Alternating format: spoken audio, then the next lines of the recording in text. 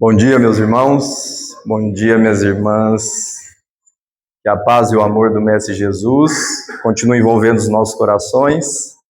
A espiritualidade benfeitora esteja conosco hoje e sempre. Bom dia aos irmãos e às irmãs que nos acompanham através do YouTube, das redes sociais, né? Ampliando ainda mais a divulgação dessa doutrina. Sejam todos bem-vindos. Tenhamos uma manhã de muita reflexão e aprendizado com essas lições do Evangelho.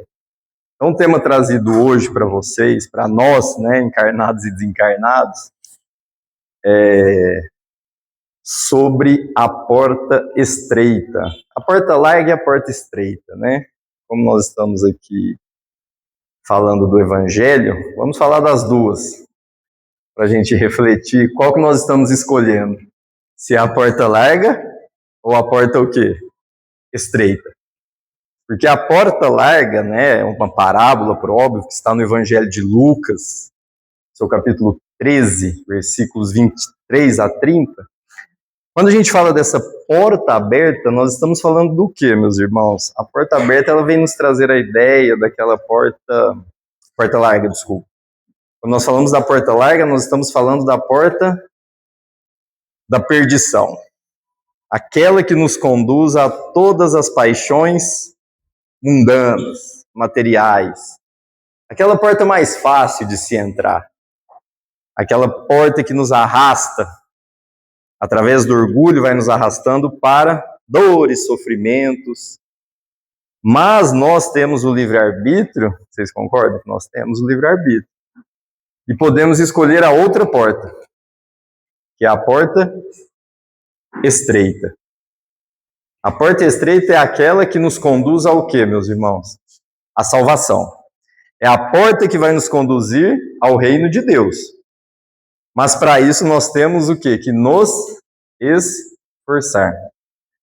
A porta estreita, ela é tão estreita, mas tão estreita, que se não houver esforço próprio, esforço nosso, através do nosso livre-arbítrio, nós vamos errando de porta. Nós vamos optando pela porta larga. Porque a principal, vamos dizer assim, principal força que nós devemos ter para buscar essa porta estreita, que é a porta da salvação, que é a porta da caridade, da resignação, da paciência, da humildade, a principal força que nós devemos ter para buscar sempre entrar por essa porta é domar as nossas más tendências. Estive eu aqui sexta-feira também fazendo uma palestra com os irmãos e foi falado sobre a cólera. E lá eu falava, eu não, né, o Evangelho, a gente só traz o que o Evangelho mostra. A principal força que nós devemos ter deve ser qual? Para domar as nossas más tendências. Ah, mas eu não tenho má tendência. Temos, não temos? Temos vícios, temos orgulho, temos ego. Agora, como que eu vou domar as más tendências que habitam em mim? Aí que é a questão, não é? Como que nós vamos controlar todas as imperfeições, os nossos vícios, os nossos erros, a nossa cólera, que foi falada aqui sexta-feira, nossa raiva? Como que nós vamos domar essas imperfeições que nos acometem em razão do nosso estado evolutivo, que é estar em um mundo de provas e expiações? Primeiro, nós temos um negócio chamado vontade. Vocês concordam? É o poder da vontade. Falado sexta-feira aqui, quem estava aqui.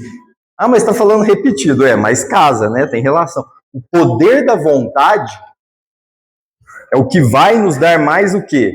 Fé. Para escolher, não. Para entrar nessa porta estreita. Que é aquela que nos salva.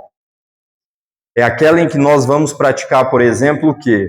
Quem me dá um exemplo da porta estreita? O perdão das ofensas. Nós estamos perdoando as ofensas? Quando nós somos ofendidos, contrariados, nós estamos perdoando ou nos vingando? O perdão das ofensas é uma das virtudes ensinadas pelo Cristo e que nos conduz aonde, meus irmãos? Para a porta estreita. É o que nos salva. Agora é fácil falar perdão pela boca, pelos lábios, vocês concordam? Agora, o verdadeiro perdão, que vai nos conduzir para essa porta estreita, é o perdão da onde? Do coração. É o perdão sincero. É o esquecimento completo das ofensas que nos chegam, porque quando a gente esquece das ofensas, mas ela fica palpitando na minha mente, fica. Mas quando a gente esquece, conversa com Deus, a gente vai acalmando o quê? O nosso coração. O nosso coração. Porque o que é o contrário do perdão? Quem me ajuda? O que é o contrário do perdão? Se eu não perdoo, eu sou o quê? A palavrinha começa com V. Vingativo, falar. Se eu não perdoo, eu vou me vingar. Não precisa ser uma vingança explícita, que você vai expor, não. Mas eu crio uma vingança dentro da onde, meus irmãos? Do meu coração. E aquilo vai me tomando de outro vício, que está assim com a vingança. Qual que é? Começa com O. Ódio. É ódio, a vingança. Esses conduzem para a porta larga. É mais fácil. O ódio e a vingança são o contrário do quê? Do perdão sincero das ofensas. Não tem como eu ter ódio e perdoar. Isso não existe. Vocês concordam? Jesus nos mostrou. O perdão, ele é calmo. O perdão, ele é amoroso. Porque o perdão nos aproxima, o verdadeiro perdão nos aproxima de quem? De Deus.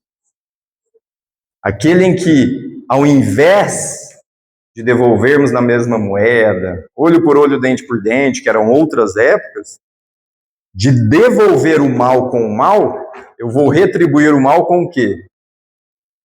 Com o bem. É fácil? Não é. Só quem já foi ofendido sabe, verbalmente, fisicamente. Agora, quando eu retribuo o mal com o bem, com o silêncio, com uma prece, pedindo até para Deus ajudar aquele que está me ofendendo, não que você vai sentir prazer de estar com a pessoa que te ofende, por óbvio. Vai demonstrar até uma certa falsidade. Mas eu quero alcançar essa porta estreita. Então que eu perdoe sinceramente do fundo do coração. Todos. Aí vem uma pergunta. Quantas vezes eu devo perdoar? Quantas vezes vocês acham? Uma vez? Olha lá, a irmã já disse ali. 7, 70 vezes 7. O que o Cristo quis dizer com 70 vezes 7? Indefinidamente, sempre, ilimitadamente. Porque o perdão não adianta você perdoar hoje e amanhã não perdoar. Igual ela disse, 70 vezes 7. O perdão deve ser incondicionado, ilimitado. Porque perdoar é bom, não é? E perdoar é ser bobo? O que vocês acham? Não. Quem perdoa é covarde? É isso? Não. Perdão é questão de inteligência. Vocês concordam? É ele um dos caminhos que nos conduz a essa porta estreita. Porque quem precisa de perdão? Nós. Perdoa para ser o quê? Perdoado. Porque se eu não perdoo, eu posso pedir perdão? Poder até pode, mas vai ter o perdão de Deus. Se eu não perdoo meu irmão, minha irmã, como que eu vou ter o perdão de Deus? Aí a lei de Deus não seria o quê? Justa. Vocês concordam? Aí a lei não seria justa. Então esse é um dos caminhos que nos conduz a essa porta estreita, que não é fácil. E temos aqui vários, capítulos do Evangelho que vem tratar dessas virtudes, que o Cristo vem nos explicar como podemos alcançar um dia esse reino dos céus. Porque muitos vão pedir para entrar no reino dos céus, vocês concordam? Muitos. Mas todos entrarão? Um dia sim. Mas, como diz no Evangelho de Lucas, muitos serão os chamados. E como que é o restante da frase? Muitos serão os chamados, poucos serão os escolhidos. Tá vendo como está na nossa consciência a frase? Agora vamos entender de forma sublime essa parábola, que está no belíssimo Evangelho de Lucas. Por que muitos são os chamados? Porque nós todos somos o quê? Convidados para o banquete celestial. Todos, sem exceção. Tem alguém aqui nessa casa hoje que nos acolhe com tanto amor, com tanto carinho, que eu sempre sou grato, e agora com o YouTube? Quando a André me perguntou se podia passar no YouTube, eu falei, deve, né? Como se diz que lá no Semeador a gente já tem, porque se divulga a doutrina espírita. Então, assim, eu tenho um carinho muito grande por essa casa. E até esqueci o que eu estava falando. O que eu estava falando? Muitos os chamados, poucos, obrigado, os escolhidos. Todos nós seremos chamados. Chamados em que sentido? Convidados para o banquete celestial de Deus. Convidados para entrar nessa porta estreita. Agora, todos conseguirão entrar? Sim. Mas quando conseguiremos entrar? Aí que vem a questão, né? A questão espiritual dessa parábola do Cristo. Quem são esses escolhidos? Deus vai fazer assim, vai entrar você, você, você e você, é assim? Não. Somos nós que escolhemos. Essa é a beleza e o consolo da doutrina e do ensinamento do Cristo. Poucos os escolhidos, porque somos nós que temos condições de optar em sermos um desses escolhidos. Conosco mesmo. Não para mostrar para o outro, agora eu estou indo na casa espírita, eu sou uma boa pessoa. Não. É mostrar que nós temos condições de entrar nesse reino de Deus. Que os escolhidos somos quem? Nós. Mas por que diz poucos? Porque muitos ouvem a palavra. Hoje a gente compreende a palavra do Cristo. Vocês concordam? Ouvimos, estamos na casa espírita, assistimos às palestras, fazemos o tratamento, tomamos o passe, mas está faltando a gente o quê? Compreender. Uma compreensão racional do que é esse convite. Por que eu sou um dos escolhidos? Porque todos somos filhos de quem? De Deus, nosso Criador. Agora, para eu estar ali, vamos dizer, entre os eleitos, e eleitos aqui não é sentido de preferência, de favor, para eu estar entre os eleitos de Deus, eu tenho que fazer por merecer, vocês concordam? Eu tenho que buscar uma reforma íntima, uma reforma moral. Fazer brilhar a luz que existe onde? Em nós. Todos nós somos luz. Quem que vai acender a nossa luz? É o próximo? O próximo pode até ajudar. Mas quem vai fazer a luz acender dentro da gente? Nós. Porque quando a gente faz essa luz brilhar, nós temos condição para isso, porque nós somos criados para o bem, para o amor e para ser feliz. Quando nós fazemos essa luz brilhar, nós estamos iniciando a entrada nessa porta estreita. Só que a gente quer apagar a luz de quem? Do próximo. A gente não quer fazer brilhar a nossa luz. Muitas vezes a gente quer apagar a luz de quem? Do outro. A inveja, o orgulho. E quando eu olho muito o defeito do outro e quero diminuir o outro, seja em casa, seja na família, no trabalho, na escola, em qualquer lugar aqui na casa espírita, eu estou indo para qual porta? A larga. Porque é aquilo, né? Eu vejo um cisquinho lá no olho do irmão, que está lá no fundo. Eu vejo um cisquinho no olho dele lá. Mas eu não vejo o que no meu? A trave. Eu não vejo a trave em que sentido? Eu não vejo todos os vícios que existem em mim. Vocês concordam? Eu vejo tudo de ruim que está no outro, mas o outro está bem longe, mas eu consigo ver. Só que eu esqueço de olhar o quê? Esqueço não, né? Muitas vezes o orgulho cega. Eu esqueço de olhar que os defeitos que eu fito no meu irmão são muitas vezes os defeitos que habitam em quem? Em mim. E isso é muito sério, vocês concordam? E é o tempo da gente buscar voltar o nosso olhar, não no sentido do egoísmo, mas voltar o nosso olhar para dentro de nós. Para falar, essa porta estreita está ao meu alcance. Eu consigo, eu chego, mas eu tenho que me esforçar. Porque eu vivo num mundo de provas e expiações, está no capítulo 18 e vai falar, o mal ainda predomina aqui, vocês concordam? A gente vê, né, o mal, se abre a internet hoje, rede social, notícias, dependendo, né, do que você abre ali, é só tragédia, não é? Mas onde existe o mal, existe o bem? Existe. Vocês concordam que nós temos mais recompensas do que dores? Só de estarmos aqui hoje, não é uma recompensa? Sentados, assistindo uma palestra, vão passar por um tratamento, a manhã inteira essa casa acolhendo. Só que o nosso olhar ele é pessimista e a gente reclama. Quando a gente reclama, lamenta, nós estamos deixando de ter o quê, meus irmãos? Resignação. A resignação cristã.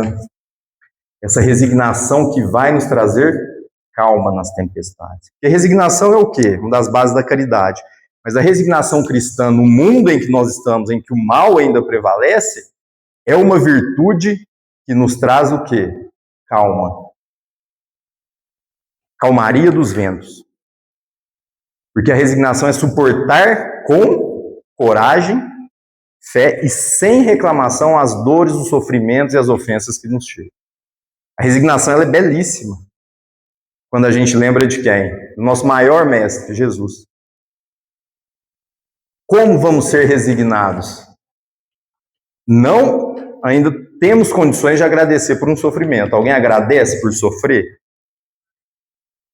Porque resignação é suportar todas as dores, a perda de um ente querido, uma dificuldade financeira, a perda de um emprego, uma discussão familiar, uma discussão trabalhista. A resignação é o quê, meus irmãos? É suportar isso sem reclamar. E ao invés de reclamar, pedirmos para Deus o quê? Força, fé e coragem para suportar aquilo que nos chega. Especialmente doenças físicas, doenças da alma. E quanto mais nós pedimos força, fé e coragem, mais nós vamos nos aproximando do quê? Nós vamos nos aproximando dessa porta estreita. Mas eu acordo já reclamando? A gente não acorda reclamando? Tem gente, nossa, hoje está difícil. Ah, hoje o café está frio. Hoje o café da manhã não está bom. Hoje tem barro na frente da minha casa. E a gente reclama e depois que vai lembrar, nossa, eu estou vivo. Deus, obrigado, gratidão. Porque se a gente vive num mundo em que o mal ainda prevalece, que sejamos o quê? Pessoas do bem. Porque o mal é a ausência do bem, vocês concordam? O mal é a ausência do bem. Então, se eu quero, nesse mundo em que o mal ainda reina, caminhar como Jesus ensinou, resignação. Resignação cristã. Porque tem um capítulo belíssimo no Evangelho que vai falar só da resignação. Com uma das virtudes sublimes, a filha da caridade, que vai nos aproximando de Deus, que vai nos conduzindo a esse reino de amor. Esse reino que nos aguarda a todos, sem exceção. Quando a gente fala desse reino que nos aguarda sem exceção, eu lembro daquela história, que eu já contei aqui para vocês, mas é uma história interessante, está no Evangelho, na verdade é uma parábola, que é a parábola do bom samaritano, né? Quando a gente fala de resignação, de amor, de amar ao próximo como a nós mesmos, capítulo 11 do Evangelho, nós amamos o próximo como a nós mesmos? Ou nós amamos mais o próximo como a nós? É possível você amar alguém sem se amar? Então, lá no capítulo 15, fora da caridade não há salvação, tem uma parábola belíssima, que muitos conhecem. Só que ela tem uma explicação moral muito profunda, né? E que vai nos dar aqui um belo de um caminho para a gente que quer buscar a porta estreita. Vai deixando essa porta larga para lá. Então, conta-se, um doutor da lei à época questionou Jesus. Mestre, qual que é o maior mandamento? O que eu preciso fazer para possuir a vida eterna? O que eu preciso fazer para alcançar o reino de Deus? Naquela época, foi perguntado isso para Jesus. Jesus, muito inteligente, espírito puro, da mais elevada ordem, não ia cair nas provocações do povo da época. E Jesus responde: o que você acha que está escrito? Jesus devolve a pergunta para o doutor da lei: o que você acha que tem que ser feito para alcançar a vida eterna, para alcançar esse reino de amor, de misericórdia e de caridade? E o doutor da lei estufa o peito e responde o quê? Amar a Deus sobre todas as coisas, de toda a tua força, de toda a tua alma, de todo o teu entendimento, e ao próximo como a ti mesmo. Não é isso? Então o próprio doutor da lei responde para Jesus. Amar a Deus sobre todas as coisas e ao próximo como a ti mesmo. São os dois principais mandamentos, vamos dizer assim. Só que o doutor da lei não estava satisfeito. Queria parecer ali um justo, como diz na parábola, né? Que ele era uma pessoa correta. E aí ele insiste com Jesus. E quem é o meu próximo?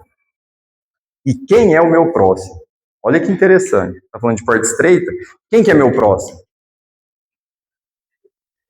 E aí Jesus traz a parábola. Então é esse o contexto da parábola. Jesus vai falar a parábola para explicar quem é o nosso próximo. E a gente fala que ama o próximo, mas muitas vezes não sabe nem quem é esse próximo. Vocês concordam? Então conta-se que uma pessoa ia de Jerusalém a Jericó, distância de uns 30 quilômetros, a pé, e ali foi vítima de alguns ladrões, assaltantes. Pegaram, roubaram essa pessoa, machucaram ela e deixaram ela ali, não vou dizer rodovia, né, no caminho, porque na época acho que não tinha rodovia. Deixaram ela ali no caminho. Toda ferida, sem condições de andar. E aí vinha passando um sacerdote, né, vinha passando ali um doutor da igreja. O sacerdote passou, olhou, viu o irmão, porque somos irmãos, não somos todos irmãos. Olhou o irmão, viu ele machucado, que ele estava precisando de ajuda e fez o quê? É assim que as crianças fazem, jovem? Foi embora. Passou. Não, isso aí não é problema. Logo em seguida veio passou um levita. Nossa, mas o irmão lá agonizando, Aí veio um levita, um pouco lá hierarquicamente inferior ao sacerdote, passou no mesmo caminho, viu o irmão precisando de ajuda, de auxílio. O que o levita fez? Seguiu o caminho. Deixou lá o irmão ferido. E graças ao bom Deus, quem vinha passando depois? O samaritano. A razão do nome da parábola. Um samaritano, pessoa simples, morava lá em Samaria, que tinha os defeitos, mas que quando o samaritano viu aquele irmão machucado, precisando de ajuda, fazer ao próximo aquilo que nós gostaríamos que fosse feito a quem? A nós. Quando o samaritano viu, ele teve o quê? Qual que é a palavra? Ele teve compaixão, misericórdia. Ele teve empatia pela dor do próximo. Essa parábola arrepia a gente, porque o samaritano para. O samaritano tem humildade, ele tem compaixão. Olha aí, ó, que coisa boa para a gente entrar na porta estreita. Mas ele conhecia a pessoa que estava ferida? Nunca viu. Ele simplesmente fez ao próximo aquilo que ele gostaria que fosse feito a quem? A ele. Parou, colocou no seu cavalo, levou lá para uma estrebaria, que era o nome que eles davam lá, e pediu lá para a pessoa curar. Deixou lá o ferido para ele ser o quê? Curado. E ainda disse, todos os custos com o tratamento dele, eu vou o quê? Arcar. Aí nisso o doutor da lei já estava espantado, né? Quando disse, Jesus conta essa parábola para explicar quem é o nosso próximo. E aí Jesus pergunta, né? Depois de acabar a parábola, pergunta para o doutor da lei. E aí, desses três aí, quem que parece que é o próximo? Quem vocês acham? É o sacerdote? É o levita? Ou é o samaritano que eu vou seguir? É o samaritano. É esse o caminho da porta estreita, vocês concordam? Tem outro? Não tem. Porque ali ele fez a caridade de forma desinteressada. Claro que é uma parábola que parece que é simples, mas ela é muito profunda. Ela vem mexer com todos os nossos vícios, com todos os nossos pré-conceitos, com todos os nossos, com todas as nossas as más tendências do nosso olhar crítico para o próximo. Como que eu amo o próximo se quando alguém está em dificuldade eu viro as costas? Como que eu posso dizer que eu amo o próximo se eu não tenho ainda a compaixão desenvolvida em mim? Vocês concordam? A compaixão é o germe. É o germe do amor. Vós sois o sal da terra. Lembram dessa frase? Quando Jesus disse, vós sois a luz que vem iluminar o planeta. Mas essa luz tem que ser feita, tem que ser acesa em nós. É só lembrar desse samaritano. A gente esquece do nome da parábola? Não esquece. Agora vamos lembrar e praticar o quê? O que a parábola traz. E essa palavra é interessante para esse capítulo. Praticar. Nós estamos praticando os ensinamentos de Deus, nós estamos tendo comportamentos de acordo com a lei de Deus, ou está ficando apenas no quê? Nas palavras. Reconhece-se o verdadeiro cristão por suas obras, e não apenas por suas belas palavras ditas, especialmente no púlpito, em palestras. Porque se o exemplo contraria aquilo que a boca fala, perante os olhos de Deus, tem algum valor isso? Tem? Podemos enganar os homens, não podemos, aqui na terra? Mas e a Deus? Por isso que esse capítulo 18 vem nos trazer também essa reflexão, de que árvore boa não dá fruto ruim. E árvore ruim não dá fruto o quê? Bom. Não é possível que você colha frutos bons em árvore que é ruim. É tão interessante que a gente vai lembrar, sabe de qual frase? Quando a gente fala dessa questão da árvore, que é a sombra da vida. Vamos buscar ficar aí embaixo da sombra da vida, que é da árvore boa. Vamos buscar afastar de nós, está no capítulo 18, vamos buscar afastar de nós o quê? Aqueles que querem nos diminuir, aqueles que nos querem nos rebaixar, aqueles que nos impedem de progredir, especialmente aqueles que colocam obstáculos em nossas vidas. Vamos seguir Jesus e abandonar aquele ser humano velho ainda, velho no sentido do quê? Desses vícios que vão nos acorrentando. Nós temos uma preocupação, a porta larga é essa, ó. Nós temos hoje uma preocupação em mostrar quem somos. Vocês já perceberam? Quem somos, o que fazemos, as curtidas, somos melhor que o vizinho. Isso é muito delicado. Essa necessidade, e aqui assim qualquer crítica, essa necessidade de querermos mostrar que somos melhores que o outro. Aí a porta larga. Aí é a porta da tentação. Se eu não sou melhor que o outro, isso chama-se inveja. A inveja junto com o ciúme são os dois piores vícios que nós temos, porque eles escancaram a porta. O invejoso, ele não tem sossego. A invejosa não tem sossego. Vocês concordam? Ele pode até ser calmo, mas a inveja, ela atormenta o coração 24 horas por dia, até na hora do sono, até na hora que desprende lá, né, no plano espiritual, depender. Porque a inveja, essa vontade de você olhar o outro e falar, eu tenho que ser melhor que o outro, eu tenho que ter mais que o outro tem, se o outro tem isso, eu tenho que ter, aí me afasta dessa porta estreita. Me afasta do caminho reto. Porque o caminho reto é esse. A árvore boa é essa. A sombra da vida é essa. Agora eu tenho o livre-arbítrio de escolher esse ou aquele. É aquele negócio, 50-50. Mas é fácil. Porque falar aqui é uma coisa. Agora é fácil fazer a escolha, vamos dizer, certeira, a escolha que vai realmente nos conduzir para essa porta estreita? Não, mas o Evangelho nos traz o quê? O caminho. O Evangelho nos traz aqui tudo o que nós precisamos para seguir esse caminho. Vocês concordam? O Evangelho traz. Agora, eu leio o Evangelho, eu leio todas as doutrinas, eu sou um leitor assíduo das obras. Adianta só ler? O que vocês acham? Não adianta. A leitura é importante. Mas nós temos que internalizar. Isso é difícil. Internalizar dentro do nosso coração esses hábitos.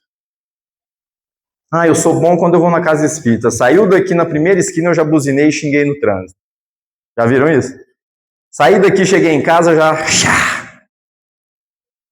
Por quê? Porque a nossa frequência altera. Aqui não está todo mundo calmo? Pelo que eu percebo, está, não está? E, Frederico, você não sabe como que eu tô te olhando, mas não estamos todos calmos. Por quê? Porque o ambiente favorece, por óbvio. Agora, é fácil manter essa frequência que nós temos aqui no dia a dia? Não é. Mas é impossível? Não. Busquemos essa frequência que encontramos na Casa Espírita. Eu frequento aqui, acho que umas 5, 6 casas espíritas, a gente faz palestra. Todas, sem exceção, o ambiente é bom e leve. É impressionante. Todas. E essa frequência que nós temos aqui hoje, nós viemos buscar cada um com a sua história, cada um com as suas dores, é uma frequência que nos traz o quê? Paz. É uma frequência que nos traz calma. É uma frequência que vai nos trazendo compreensão. Olha o que o capítulo 18 vem falar. Compreensão do passado, do presente e do futuro. Que devem ser o quê? Solidários entre si. Porque quando nós falamos de passado, né, que esse capítulo fala muito isso, o que nós fomos, o que nós somos hoje e para onde nós vamos. Eles são solidários entre eles. O passado, o presente e o futuro. Quando nós compreendemos a vida espiritual, nós começamos a ter outro entendimento do que é essa porta estreita. A compreensão da vida espiritual de forma racional, lembrar que existem vários o quê? Mundos habitados. Não só a Terra é um entre milhões de mundos. Capítulo 3 do Evangelho que nós falamos sexta-feira. Há várias moradas na casa de meu Pai. Esses vários mundos, essa vida futura, deve nos servir de quê? De consolo. Deve nos servir de alento. Porque se nós acreditarmos em uma única existência, e isso é respeitável, quem acredita apenas em uma existência seria essa, a unicidade da existência, ela traz contradição para nós mesmos. E não reflete o quê? A justiça de Deus. Porque se a minha única existência é essa, como que eu vou explicar várias situações que acontecem na Terra? Como que eu vou explicar que uma criança nasce e vem a óbito um mês depois? Como que eu vou explicar várias pessoas nascendo, umas na miséria, outras na riqueza? Quem que explica isso? É sorte? Né? Então a unicidade da existência, meus irmãos, também nos afasta dessa porta estreita. Porque se eu acredito só nessa existência, o que eu vou fazer nela? Eu vou ficar fazendo bem? Se eu acredito que só existe essa existência, quando o corpo morrer, acabou tudo, eu vou fazer o quê? Eu vou vou querer acumular e gozar a vida, não é isso? Agora não, a doutrina vem e abre o véu. Não, essa existência é uma das que nós estamos experienciando hoje. Nós estamos em uma jornada evolutiva, vocês concordam? E essa jornada evolutiva, que nós estamos aqui hoje, reunidos, encarnados aqui, é a jornada evolutiva que nós pedimos, antes de encarnar. Eles estão dizendo isso canteiro de Livro dos Espíritos. O Espírito escolhe lá o gênero das provas, ele sabe, salvo em encarnações compulsórias, mas o Espírito sabe onde ele vai encarnar. E a gente fala o quê? Não, vou deixar para amanhã, depois eu perdoo, depois eu me concilio com meus adversários. Esse negócio de entrar no reino do céu já não serve para mim, eu não estou querendo entrar mesmo. Nós vamos deixando a encarnação o quê? Passar. É essa encarnação que nós devemos buscar o quê? Desenvolver em nós o bem. Sermos pessoas de bem. Pessoas que buscam essa reforma íntima, essa transformação moral. Porque a palavra, né, essas duas palavras, transformação moral, são muito fortes. Como que eu vou me transformar moralmente se eu acho que o corpo morreu aqui e acabou? Nós temos medo da morte? Eu quero me transformar moralmente. Alguém aqui tem medo da morte? Não do sofrimento, das dores que a gente sabe. Mas alguém tem medo de morrer? Espírita tem medo de morrer? Vocês têm? Não? Ninguém tem? Nós temos apreensão com a morte? Quando alguém, um querido, um ente querido, um familiar desencarna, nós temos sentimentos, não temos? Mas sentimentos muitas vezes não é medo. A morte nos apavora? Olha que interessante. Quando a gente começa a entender que a morte do corpo é uma etapa de transformação, é mais uma etapa, porque o espírito retorna ao plano espiritual, isso já não é um conforto? Tirando, abstraindo, lógico, a questão do sentimento, da saudade, por aí vai. Mas quando a gente vai, por exemplo, no livro Céu e Inferno, e vê lá os espíritos felizes, parece que é até bom morrer, né? Vocês já viram no Céu e Inferno? Quando você vai no capítulo, na segunda parte do Céu e Inferno, tem lá espíritos felizes. Eles descrevem ali a morte do corpo, a passagem para o plano espiritual, que você fala, eu quero morrer. Porque é tão bonito, é tão sublime e sincero, porque nós acreditamos, né, nas obras da doutrina. Tem os espíritos endurecidos, criminosos, suicidas, livro interessantíssimo, Céu e Inferno. Mas é interessante quando a gente vai lá nos espíritos felizes, o jeito que eles descrevem o desencarne, a passagem dessa vida para a vida espiritual, parece que até é bom morrer. Porque o espírito fica livre, ele sai da carne, a carne volta para o fluido cósmico universal.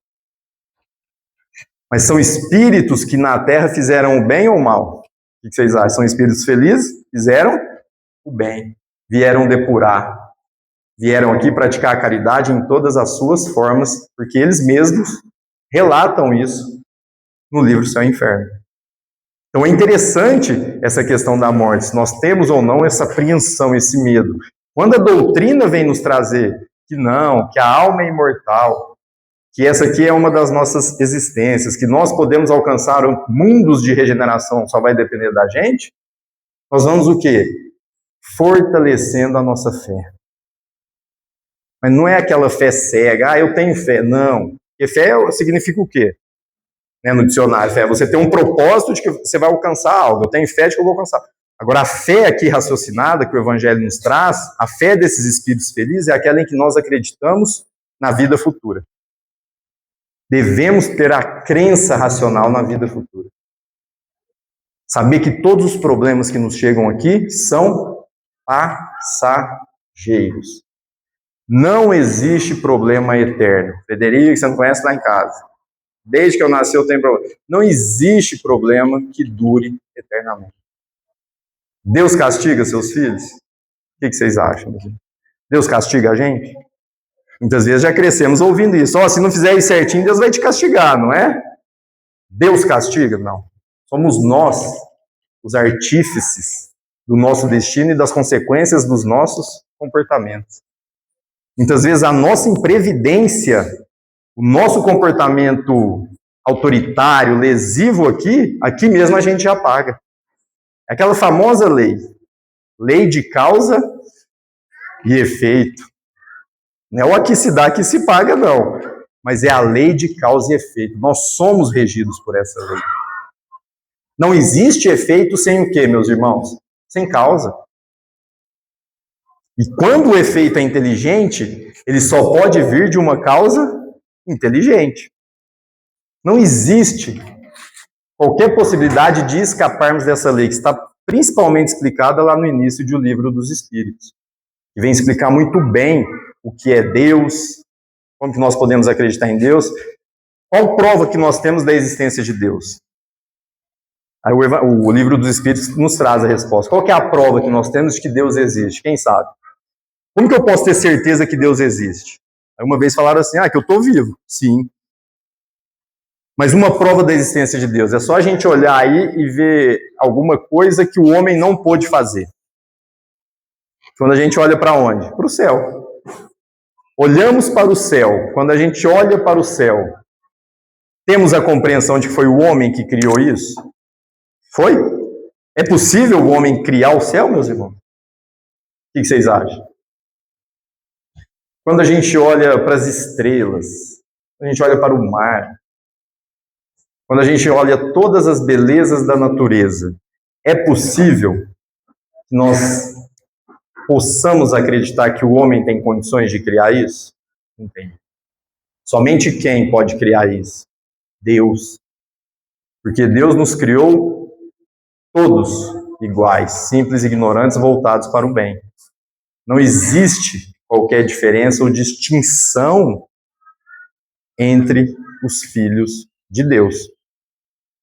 Porque se existisse, Deus não seria o quê? Todo bondade. Porque a gente fala que Deus é bom. Mas qualquer problema que a gente tem, a gente muitas vezes não se revolta, cantando, mas por que Deus fez isso? Por que Deus me castigou desse jeito? Por que Deus pôs essa criatura aqui na minha casa? Por que eu não tenho alguém que eu goste? Todas as vezes que nós nos revoltamos contra Deus, isso decorre do nosso orgulho ferido, nós também estamos indo para qual porta, meus irmãos? Para a larga. Nós também estamos deixando a porta estreita, porque o orgulho ferido, ele é perigoso. Qualquer contrariedadezinha que nós passemos, nos revoltamos. Uma fechada do trânsito, um problema em casa. E isso é bom ou ruim? O que vocês acham? Péssimo, né? Mas é fácil de curar? Sim, aí depende da nossa vontade. E aqui, quando eu falo desse fácil de curar, que depende da nossa vontade, eu lembro de uma história que vem justamente nos mostrar esse duelo, vamos dizer assim, da porta larga e da porta estreita. Muitos os chamados, poucos os escolhidos. Os primeiros serão os últimos, e os últimos serão o quê? Os primeiros. Então tem uma história que diz o seguinte, ela é curtinha, mas é bem interessante. Quem mostra quem nós somos. Ao final da história a gente tem a interrogação, quem que nós somos nessa história? Então, um rapaz lá devia ter uns 15 anos, e brigou na escola, né? Tá na fase adolescente, todos nós fomos adolescentes, né? E lá na fase de adolescência discutiu lá com um colega na escola. Bravo, chegou em casa bravo. Você já viu adolescente bravo? Já? Como nós também ficamos, criança, chegou bravo em casa. Que fulano é isso, que fulano é aquilo, falando pro pai dele, 15 anos. Que fulano é isso, que fulano é aquilo, eu desejo todo o mal para ele. Quando ele estiver em dificuldade, precisando de ajuda, eu não vou ajudar e vou desejar o mal para ele. Olha só um menino de 15 anos falando isso pro pai. Ele detesta o colega da escola. Isso lá na casa, ele e o pai. E tudo que ele fizer, eu vou desejar que dê errado. Olha a carga negativa, vocês percebem? E o pai ali, muito sábio, sem alterar a voz, sem revidar, sem, como se diz, né? Muitas vezes se instiga, não é isso mesmo, vai lá, reage, se vinga dele, ele é isso mesmo. O pai, vem aqui, só fala assim, vem aqui. Chama o filho. E adolescente gosta de brincar, não gosta? Ela faz adolescente, mas ainda gosta de brincar, né? Chama o filho. Vem aqui. Vai lá no quintal da casa, tem um saco de carvão. Carvão de fazer churrasco. E o pai fala assim, pega esse saco de carvão aí. Aí o menino já gosta, né? Fala, opa, vai ter alguma brincadeira aqui, né? Eu chego aqui com raiva, meu pai me chama aqui para pegar um saco de carvão, acho que vai ter brincadeira ou churrasco. E aí o menino pega o saco de carvão. Aí o pai fala assim, pega uma camiseta ali, uma camiseta sua que acabou de ser lavada. Clara, de preferência branca, mas que seja clara.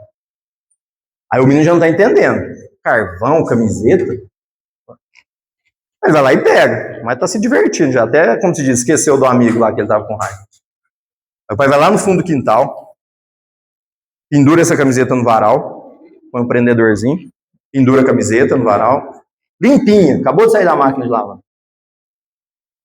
Chama o filho e fala de novo, vem aqui. Fica à vontade.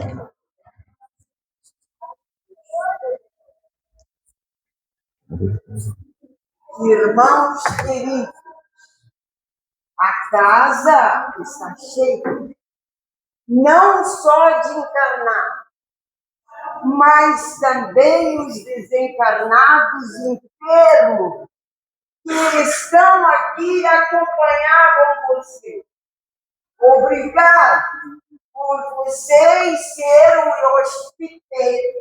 hospitaleiros dele.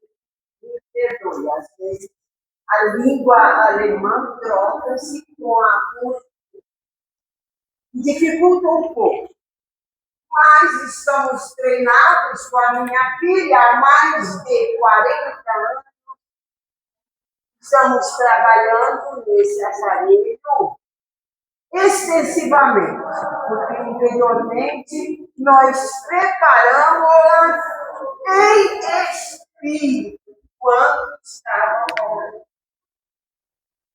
Meus filhos, O que eu quero pedir a você, que quando forem chamados, não selecione os médios, porque toda a equipe está atendendo igualmente às necessidades de cada um. Vocês vão levar daqui o que buscar: cura, o amor e principalmente as palestras que se fala muito em perdão. O perdão das ofensas. Como não adquirir esse perdão? Através do silêncio das ofensas. Lembrem-se disso. O silêncio das ofensas. O ofensor é aquele que está doente. O receptor não está. Apenas a cabeça e a mente estão ali laboriosas para o tratamento de perdão. Enquanto estão ali, confeccionando na memória com os ingredientes do amor uma prece, não estão ouvindo a sofrer. Não tem nem o que perdoar, não é mesmo? Mas esses irmãozinhos que vieram com você, obrigado por trazer, já estão aquietados em nosso hospital. Agora vocês vão tomar o passo. E quem sabe algum espírito permanece com vocês. Aí é onde está a comunicação. Mas eu digo a você, tudo depende de cada um, da mudança. Porque ao sair daqui, se deparar com uma ofensa, lembre-se de Deus. O silêncio é o perdão. Olhe, aí sim, como diz você, disponível. Um beijo, um abraço desse pequeno servo de Jesus. Irmão Ismael, fiquem na paz e vamos treinar. Vamos estar? Obrigada. Então, meus irmãos, finalizando, eu estava falando da história, né? Então, já chegando aqui na questão de pendurar a camiseta no varal, foi isso, né? Resgataram. Então, o pai foi lá, pendurou a camiseta no varal, o filho tomou uma certa distância, deu o saco de carvão e falou: esvazia esse saco de carvão aqui e vê o tanto que você consegue acertar naquela camiseta branca. Olha como essa história é interessante. Aí o filho não entendeu nada, né? Eu quero brincar, vou lá, vou jogar carvão na camiseta. Foi lá e começou a jogar. Pô. Aí o pai deixou ele lá e saiu. Falou ainda, joga aí, como se fosse seu colega a camiseta. O pai fala. Né? Pra mexer mais ainda com o menino. E ele descarrega lá o saco de carvão na camiseta. Aí acaba, chama o pai, acabei aqui, ó. Acertei um monte ali na camiseta. E o pai vai lá e pega a camiseta. Como que ela tá? Um pouquinho suja, porque ele não acertou quase nada. Só que a hora que o pai olha, ele fala assim, agora vem aqui comigo. Aí chama o filho para ir na frente do quê? Lá no quarto, para ele ir na frente de um espelho. Aí o filho não estava entendendo nada. Mas por que você me trouxe aqui para frente do espelho? Aí o pai falou para ele, olha o jeito que você tá aí. Pôs a camiseta do lado dele. Quem está mais sujo? Ele ou a camiseta? Ele. Isso é o que vem nos mostrar o quê? E quanto mais, principalmente que falou aqui agora do perdão, quanto mais a gente tem raiva, ódio, preconceito, quer se vingar do próximo, ao invés da gente estar prejudicando o próximo, nós estamos prejudicando quem? A nós mesmos. É essa lição que o pai deu. E quanto mais você quer o mal do outro, quer, como se diz, denegrir a imagem do outro, você está se sujando a sua alma, criando mais dívidas e depois se revoltando contra Deus, em razão das suas próprias. Isso aqui é um exemplo até para aquelas fofocas, sabe? Quando você entra rodinha de fofoca, de café. Ah, você conhece fulano? Nossa, mas fulano é isso. Ah, você viu fulano tá aí na casa espírita, mas ó, vai na casa espírita, mas não tá melhorando nada. Já viu isso? É a mesma coisa. A gente começa a se sujar, a gente vai para a porta larga e esquece da porta estreita. Então, meus irmãos, que possamos, com essa singela passagem do Evangelho, com esses ensinamentos, lembrar que a porta estreita está aberta para todos nós. E com a nossa vontade, o nosso livre-arbítrio, a nossa vontade sincera, íntima, e com o pensamento em Deus de melhorar, nós vamos, porque temos o poder da vontade. Só depende de nós. Jesus continue nos abençoando hoje sempre. Temos um domingo de muita paz, de muita alegria, uma semana abençoada com a espiritualidade que nos protege. O tratamento possa continuar aí em paz e sempre nos acolhendo com muito amor. Que Jesus nos abençoe hoje e sempre. Bom dia a todos.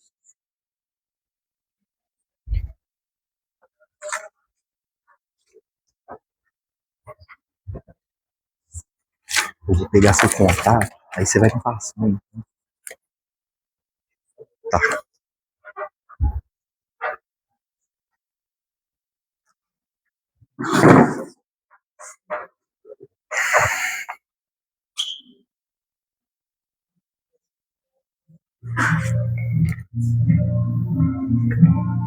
Deixa eu ver, desliga.